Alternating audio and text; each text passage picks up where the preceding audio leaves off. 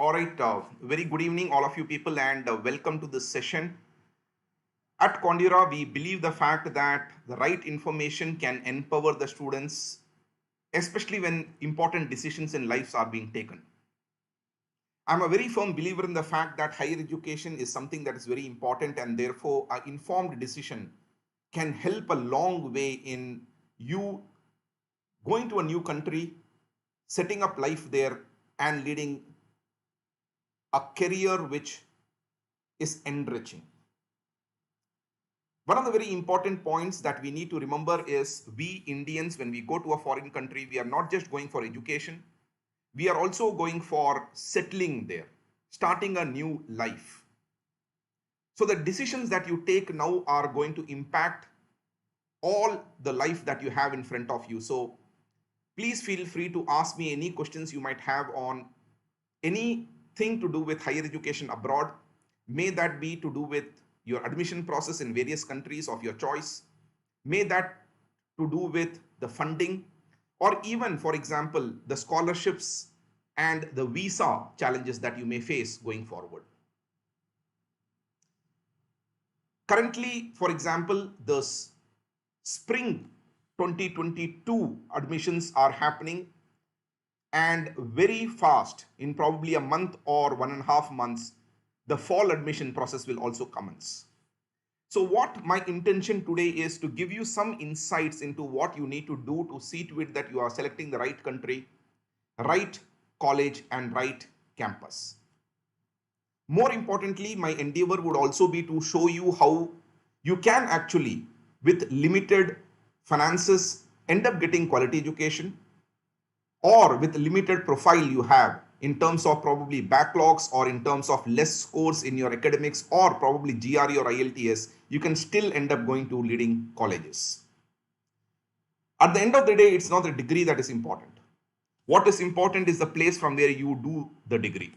We at Condira, we have been assisting students going abroad for more than a decade now. And what I'm going to be sharing to you would be based on the experiences that we have had over the last 1 decade when we have been helping our students.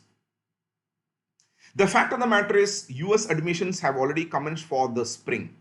The good news is, last year, for example, because of COVID, most of the colleges were going for online. Now we are talking about face-to-face, which is a good news because we Indians, as I said, when we go to a foreign country, we need that networking to be done. So online education probably is good enough for knowledge, but it's surely not good enough for career. So last year, many of my students who did get admission, I recommended them to defer, and I still do believe that that is the right decision because, as I said, when you are in the campus, you can network with people, you can network with companies, get into internships, and more importantly, use all these to get yourself a job, which is exactly the agenda point that we have. All right, let's talk about spring before we go to fall. Spring 2022, as I said, admissions in US have already commenced. In fact, quite a few institutions, the last date for admission is already over. For example, Arizona State University had its last date on the 1st of this month. Yet, you could probably still go ahead and get admission in ASU, and probably we at Condira will be able to help you in that regard. The good thing about us is because we have been working for a last 1 decade, we have good relationship with quite a few colleges across the world. And that is something that we leverage when we are trying to help our students. Quite a few colleges will be ending their admission for the spring 2022 in another month or so. So if you are a person looking forward to going for the spring, see to it that you're rushing, especially if it's in US. If you're looking for other countries, may that be Canada, may that be Australia, you will have a little more of breather space, but this is something that you need to do right now. But if you are a person looking for fall of 22, do remember one very important thing: the competition this year is going to be tremendous. The reason I say competition is going to be tremendous is many students who did get admission last year, they deferred the admission and they are going for this fall. So be prepared to submit the best profile that you can.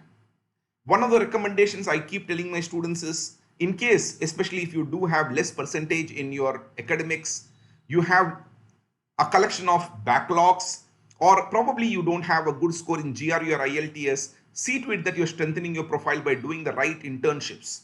Once again, in this regard to Condira, we help our students get internships. I'm sure you're aware of the fact that there are quite a few companies which are conducting internship in the Condira online platform right now. How does it help?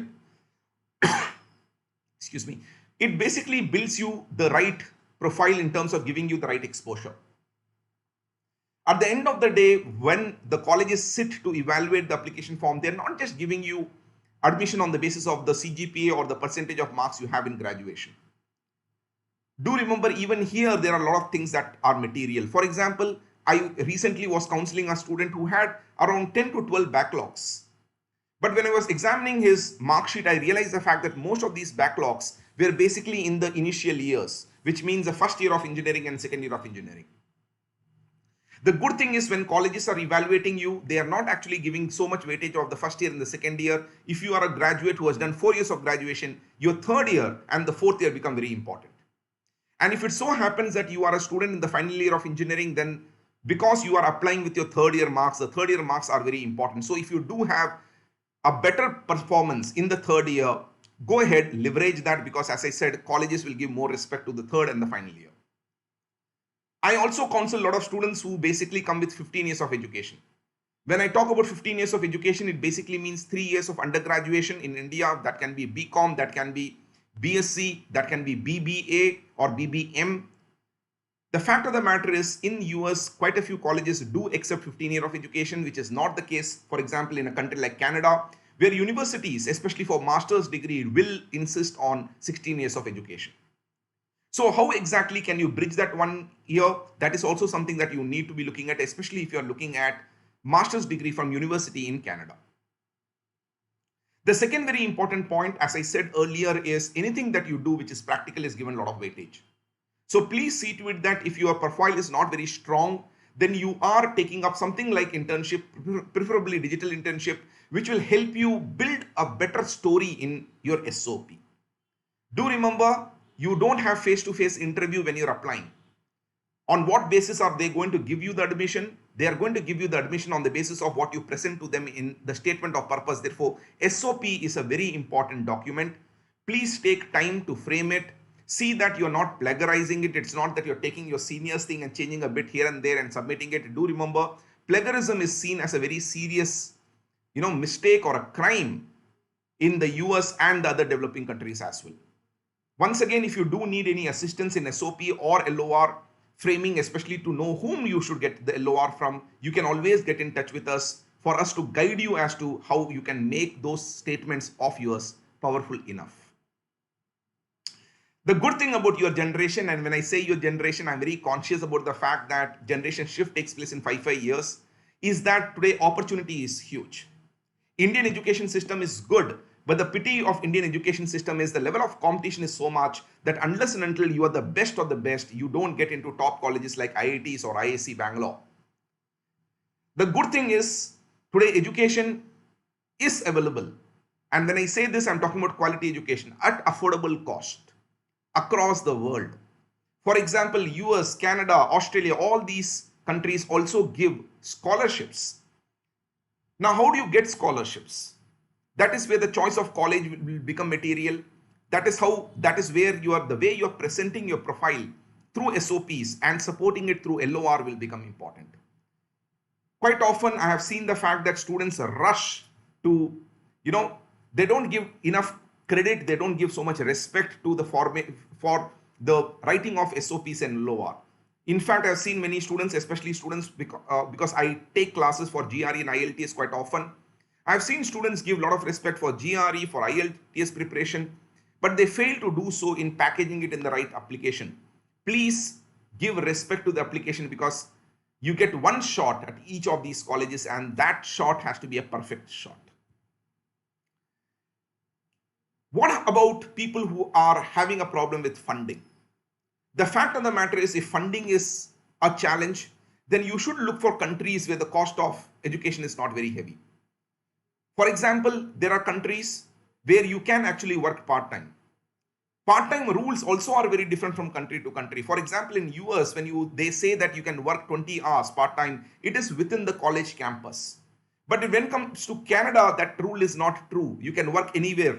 So immediately the job opportunities actually skyrocket. So if you do have a case where you have a funding issue, probably the choice of country will help you take care of that issue.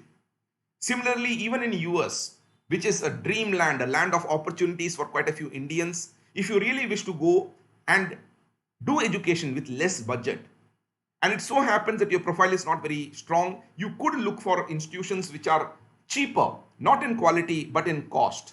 For example, most of the institutions in the state of Texas, which is a fantastic state, especially if you're looking for a job in the area of IT or maybe chemical engineering, the cost of education is actually very low. So do remember, therefore, the fact that you can, by looking at the right state, by choosing the right college there, you can get quality education at a price that probably fits in your pocket. But all that requires right guidance, all that requires right, planning. Fact is, you have a good amount of time. For the fall of 22, if your application goes even by December, that's good enough. But yes, admission process will commence in the month of September. Now I have Saurav who is asking me what would be the priority deadline for the fall of 22. Saurav, the point that you need to understand is each of these colleges will have two deadlines. One is what is known as a scholarship deadline. The other is a deadline where, a student who is not looking for scholarship can apply. Normally, the scholarship deadline is about a 1 month earlier. Most of the colleges will have the scholarship deadline sometime during the middle of October or till the middle of November. And the same colleges, when it comes to the basic deadline, would probably have it by December. So you need to remember the fact that if you are a person with a very decent profile and you are fighting for scholarship, then see to it that you are submitting the application form before the deadline when they would consider your profile for the scholarship. So the point I'm trying to make is very simple. The next couple of months are going to be very critical. This is the time when confusion is going to happen, and many of you people are right now fighting multiple battles. For example, you are fighting a battle of online education in the college. You probably are also writing exams. Maybe you have not completed your IELTS or GRE. And at the end of the day, along with all this, you are required to run around collecting your LORs, writing your SOPs, choosing the right college. And this is where probably an institution like Condura and me in particular can come in to help you guide and make this process smooth. Don't hesitate seeking help wherever required, because this, as I keep telling my students, is the most important decision of your life.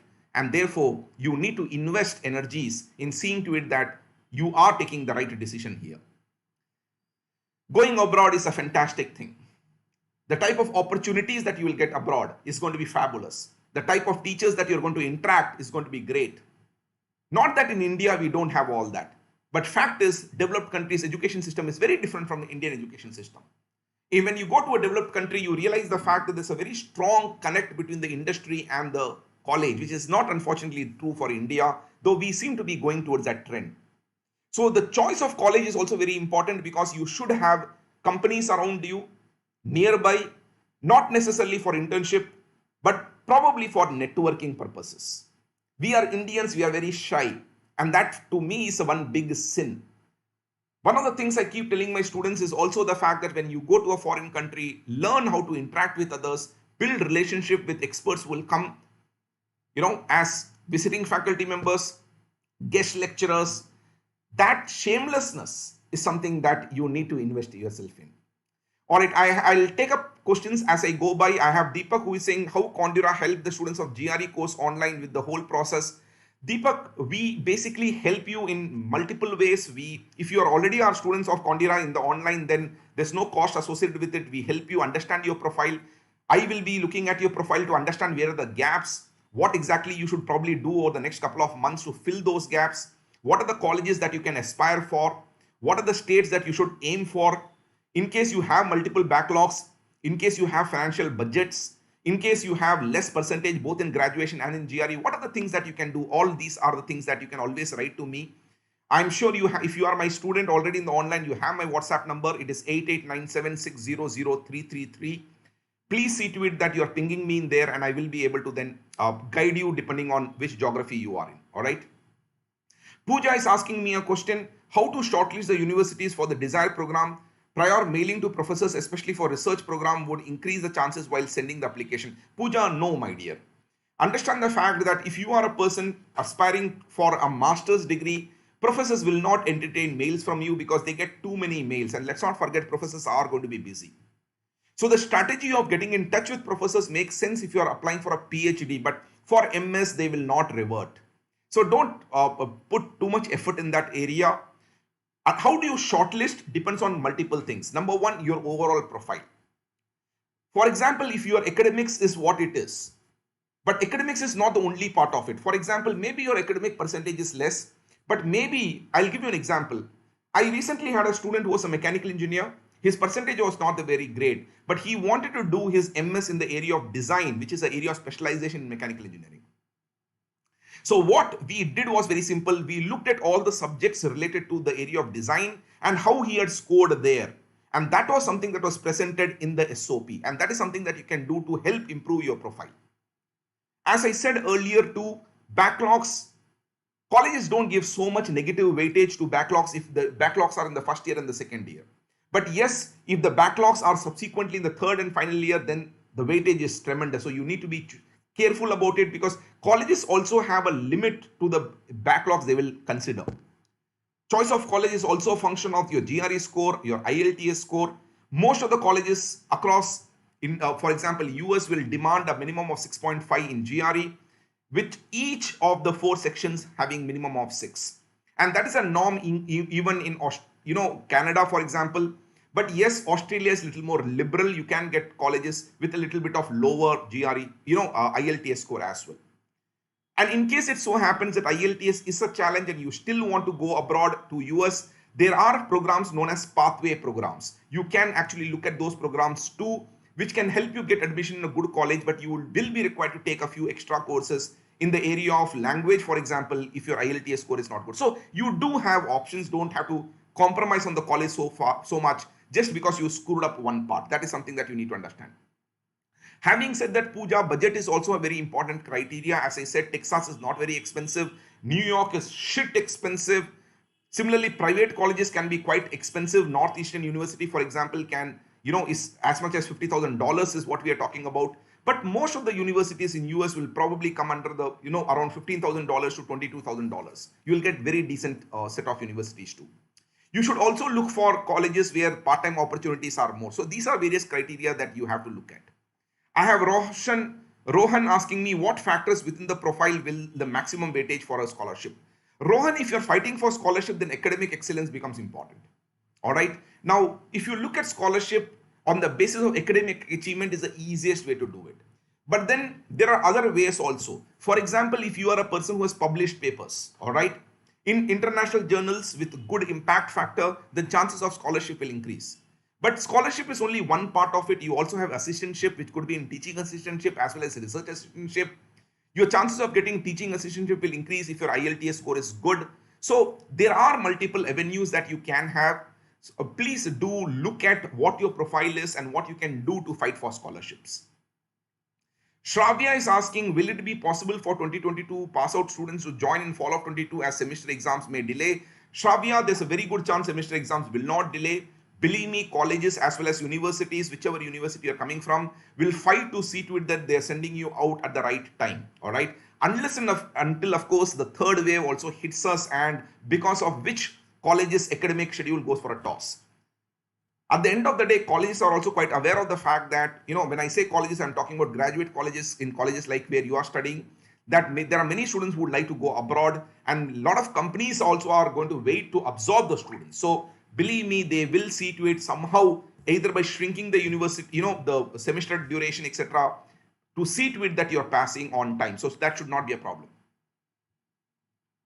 If you are looking for doctoral program, I have Chandra Mohan saying I'm here for PhD. Pooja is saying again, doctoral program, you should get in touch with the faculty members. You should. All right. Now, normally what happens is when you're writing to the faculty member, don't immediately expect a response, which means after you're written, give some time, you don't get it, write again. All right. You need to chase the professors because they would also like to know how serious you are. But when you're writing to them, please see to it that you are talking about the work you have done. See to it that you're also mentioning why you are targeting a given professor, praise the work the professor has done, and more importantly, also see to it that you're sending the link of the paper that you have published. All right. Now, in case you have not published the paper, then doctoral program will be a challenge for you. So I do have a lot of students who have MTechs already, for example, students who have already done their masters and now they want to go abroad for PhD, but they have not done any publication. Then I normally recommend them to do their MS, and after, apply for MS, go there and then convert that into PhD by speaking to the faculty members. So that should be the criteria. But to get a PhD without publication is a big challenge, especially in a good college. And of course, as I keep saying, any degree is useless if the college is useless. So that is something that you need to bear in mind. All right. I hope I have been able to answer all the queries that have been asked. As I said, at Condura, we make it a point to put across whatever guidance we can. And most of you people are going to be probably my students, either in the offline or online side. Please feel free to write to me. If you do believe that you would like to have a counseling, my team can set up an online counseling with you. Do not hesitate seeking help, because remember, this is the most important decision of your life. It is going to define the path your life is going to take. All right, let me take up this statement which Pooja has said. I have sufficient research experience of maximum 2 to 3 years, but no publication. In such cases, how to make an SOP profile better? Will Condura help with it? Pooja, as I said, in Condura, we do help in building profile as well as documenting SOP. But do remember the fact that publication is the best way of proving the fact that you're a good researcher. But if you don't have that, then SOP becomes all the more very important, because you don't have an external publication to convince the college of the quality of the research work. So you need to do two things. One, of course, see that in SOP you're documenting the type of research that you have done. Please talk about, give details to it. Don't just mention in a line. See to it that you are, expanding it a little bit. Talk a little bit about how you went about doing the research. But what is also important is whatever you're writing in SOP needs to be supported through LOR. All right. Remember, why do I keep saying publication is important? Because when your paper is published, there is someone else who is certifying the fact that the quality of research is good. Now, in your case, you don't have that. So someone else has to certify, and that is where the LOR can come in. So LOR cannot substitute, the publication, but LOR is still a better than not doing anything, because you don't have a publication. So that you need to remember. Vignan is, I have Prema asking, I have heard that PhD is better than MS. We can also apply for TA and RA. Prema, no doubt about the fact that PhD is better than MS. But that again depends. PhD is better if you are good in research. All right. I know students who have gone abroad for PhD and they could not survive because the amount of research that they required was something that they did not anticipate.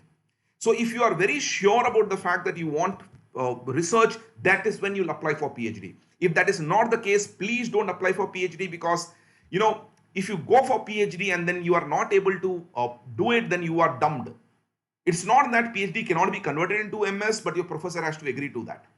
The other way is go for MS and then convert it into PhD. That would be probably a little more recommended. But having said that, yes, PhD is good if you are really interested in research. And let's not forget, when we talk about PhD abroad, the openings are not just coming in from academic area, it's coming from research area, it comes from corporate world as well. So PhD is of course very valuable. And let's not also forget the fact that in many countries, doing PhD is a big plus for you to get the PR. All right. So yes, of course.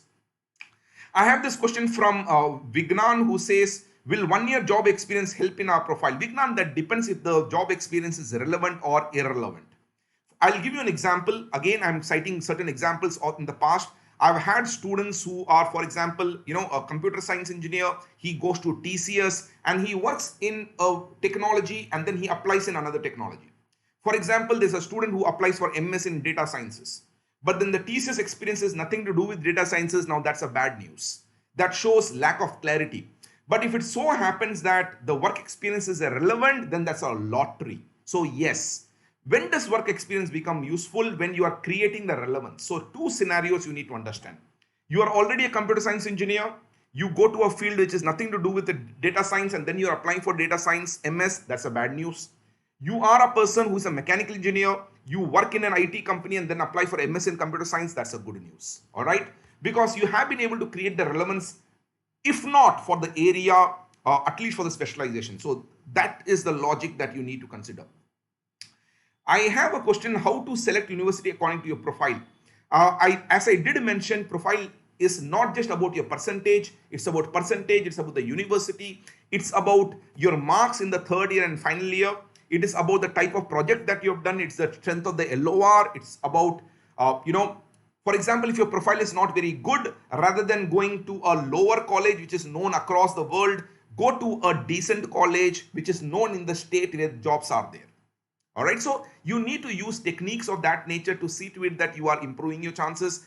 Reputation is not defined by the rank of the college. Reputation is defined by the jobs that you can get out of the college. So your budget, of course, also plays a role in that. I have a question. I am an English undergraduate student. How are my chances in getting masters in management course? Good enough. I don't understand why are you even asking this. Understand the fact that as an MBA, when you go for MS in management, etc., it's a generic thing. Management is a generic one. So you don't necessarily have to come from engineering background or management background. You can come from science background, you can come from commerce background, you can come from arts background. So of course, I don't see any reason why you should have a challenge applying for the management course. But having said that, there are certain areas of management where you should not be applying. For example, in management, there's a specialization known as operation research. Now, operation research is more biased towards engineering side. So if you do apply, it will be a challenge. But if you're interested in HR, if you're interested in marketing, sales, even finance, if you're decent enough, in learning Excel and the concept of finance when you're in MBA, you stand an equal chance compared to someone else who is interested in the field of management. So yes, please go ahead and do so. In fact, sell your English background, because diversity is something that colleges in management love, and not many people come from arts background or literature background, and so you should learn how to sell yourself. I'm doing my research right now and it will be published in 7 to 8 months. So in the meanwhile, how can we mention in SOP and make universities know that you're doing research? Unless until publication happens, you can't send the link. But the fact of the matter is you are doing the publication. So please see to it that in SOP you are elaborating the work and support it through your LOR. All right. LOR becomes very important to support what you're claiming in SOP, because you don't have the proof for the work you have done. You need to understand, any idiot can claim that I'm doing this and I'm doing that. At the end of the day, your application is your selling point. All right. But how does it create credibility in the minds of the person who is evaluating you? That is where publication would have helped. In your case, that probably will be happening a little late, which is where LOR probably is the right recourse for you to do. Go ahead, mention that, get it mentioned in the LOR, preferably by a professor under whom you're doing the research. All right. Because that professor will be able to certify the quality of research and your research inclination in much a better way. Prema has a question. She says, how can a BSc medical student increase the chances of scholarship for PhD? What are the other chances other than academics, although I have good score in my academics? What do you mean by BSc medical student? Can you please elaborate on that? How many years of education are we talking about? Are we talking about 15 years or 16 years or 17 years? So you need to elaborate on that. All right. See, the point that you need to understand is PhD is open to everyone. PhD means you need to show two things. You need to show your inclination towards research and the fact that you've already done something in that area. And once you go for PhD, most of the colleges will cover the whole of the cost. Your fees will be waived. In addition, you will actually be paid a little more extra. So if you can fight for PhD, you don't need to worry too much about the scholarships and all the other things. So that goes along with it. And if your academic score is already very good, congratulations, that's a very good seller for the PhD. I have Chandan who is asking, can publications nullify the negative effect of low GPA? Answer is yes, yes, yes, yes, yes. Is GRE mandatory? Again, GRE is not mandatory, but if your profile is not as good, then you cannot get admission on the basis of profile. Then GRE will actually be helpful. I tell my students that don't take advantage of GRE waiver. GRE waiver is okay if you're coming from a country where GREs are not happening. And there are many countries in the world still impacted badly by pandemic. But if you are coming from India where GRE is happening, take advantage of it. All right. Understand the fact that if you come from IIT background or you come from Delhi University background, where the reputation is huge, then taking advantage of GRE waiver is a good news. But if you're coming from an ordinary background, then you need something else to strengthen it. And that's where GRE will help, or publication will surely help. So the point that you need to understand is keep asking yourself, how do I build my profile? How do I build my profile? With a limited time also, how do I sell myself much more strongly? These are the things that you need to understand. How to approach university or professor for scholarship or assistance. Again, if you're talking about your PhD, then you need to go to their website of the university. Website of the university will have the professors, their background, and the current research they are doing. You need to find out which professor you would like to work under, write to them, and that is how the communication actually starts. And if you are a student for MS, scholarship and assistantship is not through getting connect with the professors. Please don't even try that out. It will not work. As I said, professors get quite a few number of mails of that nature, and they don't actually reply that for. Should go for PhD, diploma or masters. I'm an average student. Jadav, it depends, sweetheart. If your percentage is less, then you don't have an option. You need to go for diploma. If your percentage is good, my strong recommendation is go for masters. I have a feeling you are asking about Canada, because Canada is where these choices are given. Or Australia. All right. My point is very simple. Master's degree will give you an advantage because it gives you post-work visa for 3 years, and master's degree also helps you get better jobs, and more importantly gives you more weightage for your PR. All right. However, if your profile is not that good and therefore you cannot go for masters, then diploma might be an option. But diploma is also a better option if you already have work experience. All right, because you have work experience. Remember, when you go for diploma of 1 year, you get 1 year duration of post-work visa. During that time, your chance of getting a job is high because you already have work experience. So under that condition, diploma is preferred. But otherwise, my strong suggestion would be masters. All right. So, all right. As I said, I'm writing down my WhatsApp number in case you have any queries. Please see to it that you are pinging me up. Give me some basic information, then I'll be in a better position to guide you on that. We at Condira do this quite regularly. I actually come online every 2 weeks, once in 2 weeks. So if you do have any questions going forward, you can always ping me up, and I will share my experiences and help you guys with whatever I can. Let me take one final question before I close. I have Rathod asking, could you please recommend any college for masters in chemical engineering? Rathod, there are too many, it's too many fish in the market. Now, recommendation of colleges does not really make sense because I don't know your profile. I can talk about Aishwarya Rai, I can talk about Shushmita Sen, I can talk about, I don't know, XYZ, but then they will look at you only if you are rich enough or successful enough.